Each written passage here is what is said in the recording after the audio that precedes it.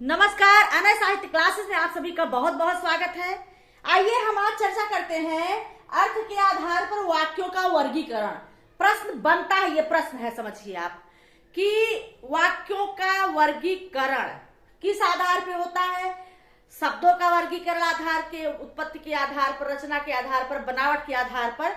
तो इस प्रकार से अर्थ की दृष्टि से वाक्य का वर्गीकरण आज हम देखेंगे कि अर्थ की दृष्टि से वाक्य के कितने प्रकार होते हैं। पिछली कक्षा में रचना की दृष्टि से हमने वाक्य के 3 प्रकार बताए थे, सरल या साधारण वाक्य, मिश्र वाक्य और संयुक्त वाक्य। किसके आधार पर? रचना की दृष्टि से। ये अर्थ की दृष्टि से प्रश्न अगर पूछ लिया गया, अर्थ की दृष्टि से वाक्य के कितने प्रकार होते हैं, तो 8। अर्थ के अनुसार वाक्य के 8 भेद होते हैं। कितने? 8। पहला है विधिवाचक, दूसरा है प्रश्नवाचक, तीसरा है निषेधवाचक, चौथा है आज्ञावाचक, पांचवा है विस्मयवाचक, छठा है संदेहवाचक, सातवां है इच्छावाचक, आठवां है संकेतवाचक।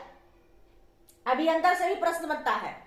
विधिवाचक आपको दे दिया जाएगा, वाक्य सेंटेंस दे दिया जाएगा, पूछा जाएगा कौन सा वाक्य है, आज्ञा सूचक है, विधिवाचक है, निषेधवाचक है, इच्छावाचक है। तो आपको इसको देखना पड़ेगा।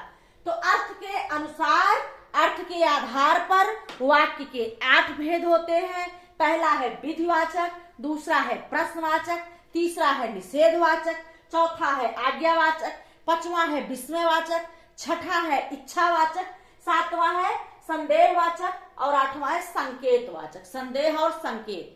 तो आज की कक्षा में हमने अर्थ की दृष्टि से वाक्य के भेद बताए। इसका वर्गीकरण, अलग अलग वाक्य, विधि, प्रश्न, निषेध, आज्ञा, ये सब वाक्यों को पहचानेंगे कैसे, इसकी परिभाषा उदाहरण सहित हम आपको बताएंगे। आज की कक्षा में इतना ही। धन्यवाद।